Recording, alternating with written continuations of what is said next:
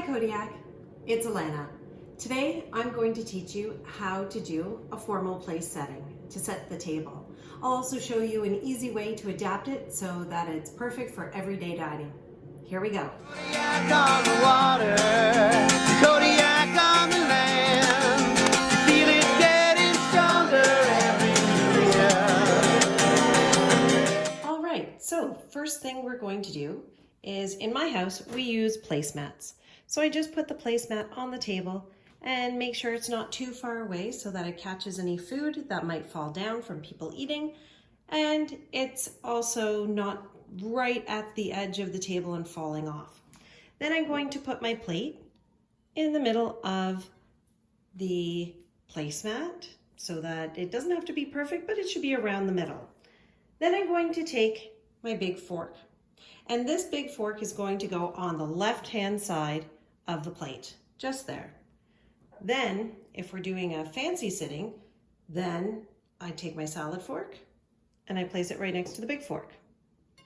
Now I'll take my knife, and my knife is going to sit just to the right of the plate. And if we're having soup, I'll put my soup spoon to just next to the knife. If you want to get fancy, and if people like having coffee or tea or dessert, then your coffee, tea, or dessert spoon can go right at the top of the plate. Now, if salad is going to be served or an hors d'oeuvre, then you'll want to put your second dish just on top like that. Everyone needs to drink something to stay hydrated and feel refreshed, so we're going to put our cup right over there. And finally, no one is a perfect eater. Everyone needs to use a napkin or a serviette of some sort. And I just finished watching Gemma's tutorial on how to make these beautiful flower napkins. And so I'll put that right there. And now I'm done. There's my formal place setting. All right, now for an informal or everyday kind of meal, it's really simple. I have my plate in the middle of my placemat again. I take my big fork, I place it on the left-hand side of the dish. I take my knife, I put it on the right-hand side of my dish. I'll take my cup, place it on just above the knife. And then I'll just put my napkin right there. Now, I wouldn't have done a fancy napkin for everyday kind of eating, but I've already made it, so it's ready to go. And there you go. The table is now ready for one person to sit and have a meal. Hey Kodiak, I'm Gemma, and today I'm going to teach you how to make paper napkin flowers.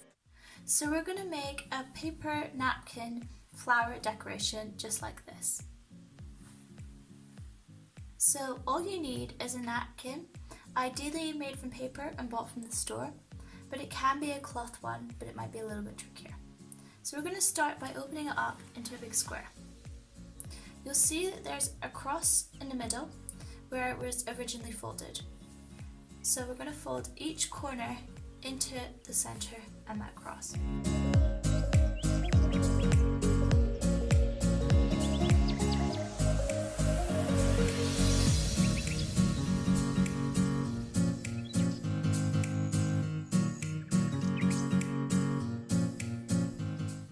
So we're going to fold each of these corners into the center again.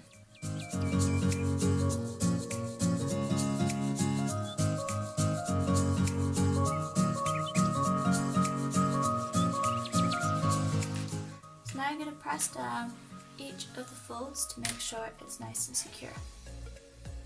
So you're going to place your fingers in the center of it and we're going to flip it over. So you should have a square with all the folds underneath. So we're going to fold each corner into the center again.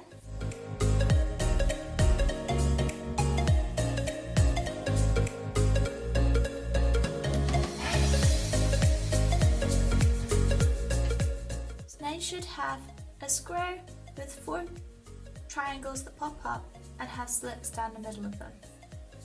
You're going to place your fingers in the center again and we're going to flip it over.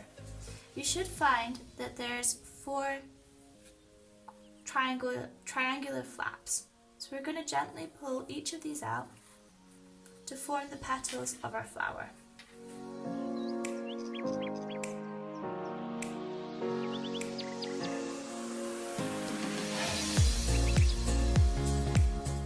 So if your flower is looking a bit flat, you can just pull up the edges of your petals to make it a bit perkier. So now we're going to flip it over again, and you should see 4 more triangles. So you're going to pull each one out gently in between the gap of the petals.